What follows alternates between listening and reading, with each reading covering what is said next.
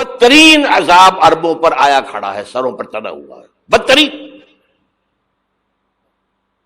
ایسی جنگ ہونی ہے الملحمۃ العظمیٰ، جس کو کہ میں بھی آپ کے گواہی پیش کر دوں گا، جسے کہا گیا ہے دی لاسٹ کروسیڈ۔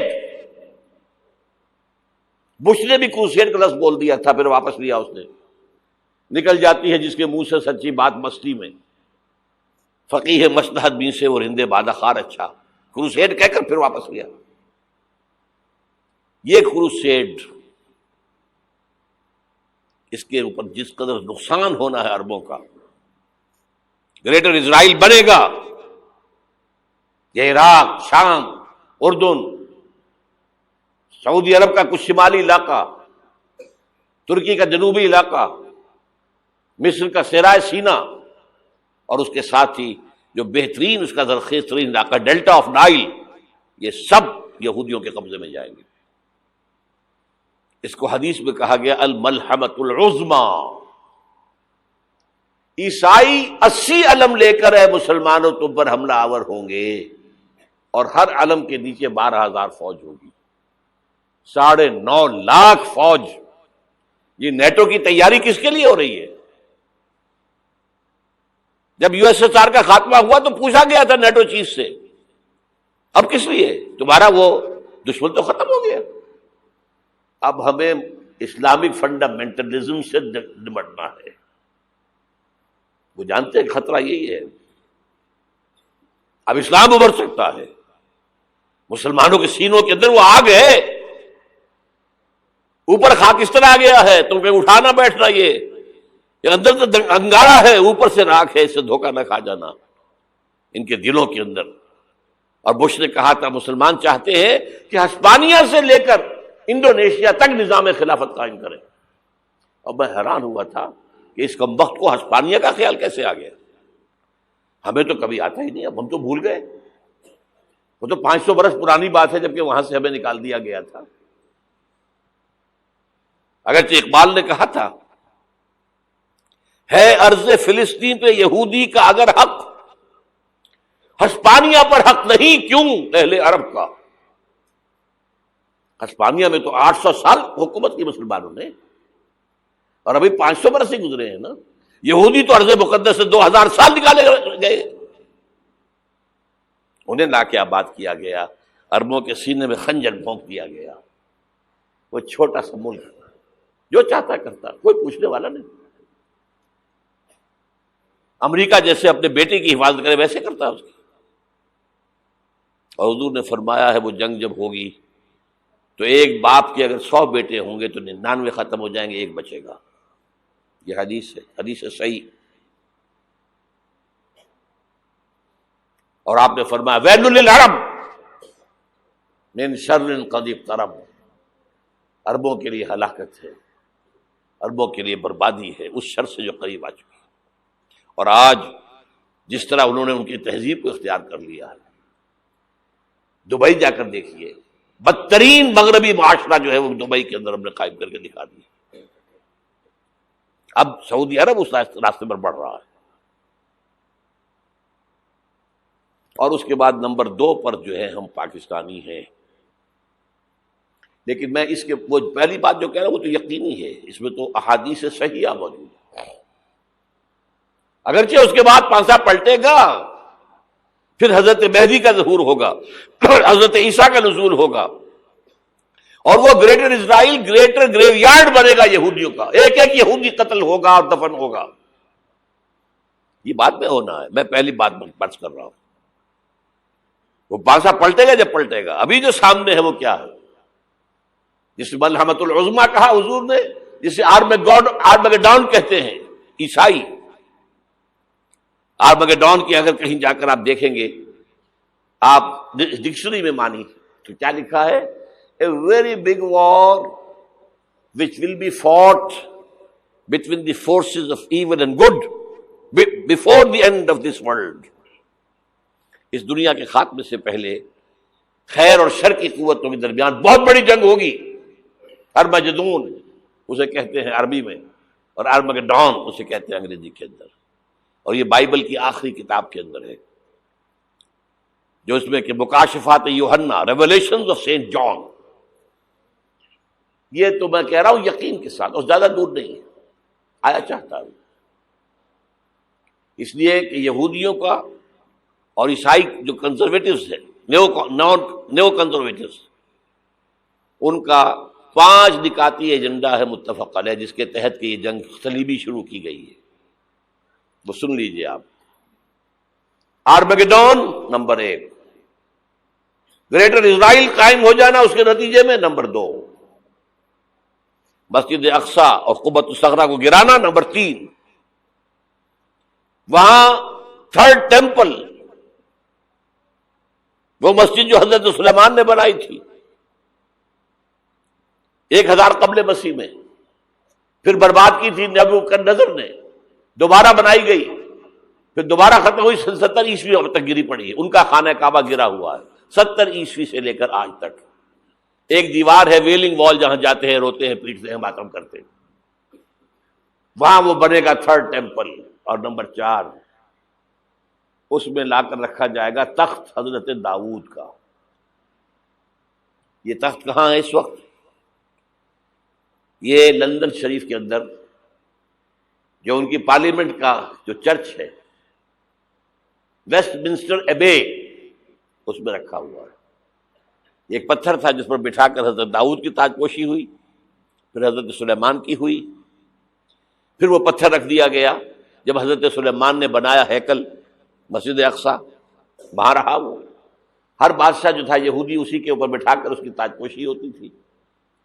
سن 70 میں ٹائٹس نے گرایا اسے، ہیکل کو، وہ پتھر لے گیا، وہاں سے روم گیا، روم سے آئرلینڈ گیا، آئرلینڈ سے اسکاٹ لینڈ آیا، اسکاٹ لینڈ سے انگلینڈ آیا، اور اب وہ رکھا ہوا ہے 14ویں صدی عیسوی سے آج تک۔ وہ ویسٹ منسٹر ایبے میں رکھا ہوا، ایک کرسی کی سیٹ میں اسے بنا دیا گیا ہے تخت کی شکل میں۔ اب انگریزوں میں کوئی ملکہ ہو، کوئی بادشاہ ہو جس کی بھی تاج پوشی ہونی، اس میں ہوتی ہے۔ یہ لا کر رکھا جائے گا تھرڈ ٹیمپل میں، اور اس پر یہودیوں کے خیال کے مطابق ان کا مسیحا آئے گا جو مسیح دجال ہوگا۔ عیسائیوں کے خیال کے مطابق حضرت عیسیٰ آئیں گے، وہ ہمارا بھی خیال ہے حضرت عیسیٰ آئیں گے علیہ السلام۔ بہرحال یہ تو بات کی باتیں ہیں نا، اس وقت جو میں عرض کر رہا ہوں عربوں پر بہت بڑا عذاب، اور پاکستان کا معاملہ البتہ یہ ہے، میں یقین سے نہیں کہہ سکتا۔ ہینگنگ ان دی بیلنس، ہو سکتا ہے اللہ تعالی ہم پر رحم فرمائے، ہو سکتا ہے، اگرچہ اس کی کچھ شرائط ہوں گی۔ چمن کے مالک اگر بنا لیں موافق اپنا شعار، اب بھی چمن میں آ سکتی ہے پلٹ کر چمن سے روٹھی بہار، اب بھی ہو سکتی ہے۔ اور یہ بھی ہو سکتا ہے کہ اللہ تعالیٰ نے معجزانہ طور پر ہمیں ملک دیا، ہم نے اللہ سے بدعہدی کی، وعدہ خلافی کی، غداری کی، لہذا سزا دی جائے اور ہم سے یہ ملک چھین لیا جائے۔ اٹس جسٹ پاسبل، دور نہ سمجھے اسے، انہونی بات نہ سمجھے۔ جو گھیراؤ ہو رہا ہے آپ کے مغرب میں نیٹو فورسز اور مشرق میں بھارتی فورسز گدھوں کی طرح بیٹھے ہوئے انتظار کر رہے ہیں پاکستان اور ڈسٹیبلائز ہو جائے، یہاں اور بدامنی ہو جائے۔ اب لاہور میں پھر آج دھماکے ہو گئے ہیں، 2 دن پہلے کا دھماکہ میں سہ کے آیا ہوا ہوں، آپ کے سامنے بیٹھا ہوں، وہ جانیں بچی ہیں۔ جو ہماری اکیڈمی کا حشر ہوا میں آپ کو نہیں بتا سکتا۔ یہ سارا کیوں ہو رہا ہے؟ تاکہ یہاں بدامنی ہو جائے اور ہمیں جواز مل جائے، مغرب سے نیٹو فورسز داخل ہو جائیں، مشرق سے بھارتی فورسز آ جائیں، اور ہمارے ایٹمی دانت توڑ کر اور پھر ہمیں بھارت کے سامنے ڈال دیا جائے، نو ڈو ایز یو لائک۔ یہ ان کا نقشہ ہے، ہوگا کیا وہ اللہ جانتا ہے، ہوگا وہ جو اللہ چاہے، لیکن اللہ کا چاہنا جو ہے وہ کس پر منحصر ہے؟ یہاں انقلاب برپا کرو، یہاں اسلام لاؤ۔ اگر دھندوں میں لگے رہو گے تو وہ خود بخود نہیں آ جائے گا انقلاب۔ صحابہ نے جانیں دی تھی، کتنی تکلیفیں اٹھائی تھی، 12 برس تک مکی دور کے اندر با نشہ درویشی در ساز و دمادم زن، جو پختہ شبی خدرا بر سلطنت جم زن۔ یوم طائف یاد ہے جو حضرت عائشہ فرماتی ہے کہ میں نے پوچھا تھا حضور سے کہ یوم احد سے زیادہ سختی بھی آپ پر کبھی آئی؟ یوم احد پر کیا ہوا تھا؟ تلوار کا وار پڑا تھا آپ کے چہرہ مبارک. یہ جو رخسار کی ہڈی ہے اس کے اندر وار گیا ہے. اوپر خود کی 2 کڑیاں تھیں وہ اس میں گھس گئیں. 2 دندان مبارک شہید ہوئے. وہ خود کی کڑیاں ایک صحابی نے اپنے دانتوں سے پکڑ کے کھینچنے کی کوشش کی, دانت نکل گئے, وہ نہیں نکلی.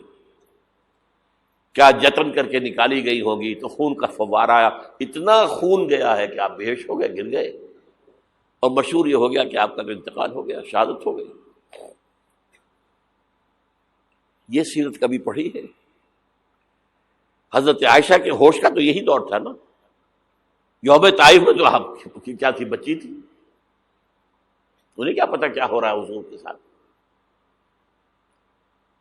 3 دن تک حضور مکے کی گلیاں اور وہاں کے اوباش لوگ پتھراؤ کر رہے گئے تھے اس امید میں کہ شاید وہاں کا کوئی سردار ایمان لے آئے. تو یہاں تو ابو طالب بھی فوت ہو گئے, یہی دنیاوی سہارا تھا, خاندانی سہارا تھا ابو طالب کے ذریعے.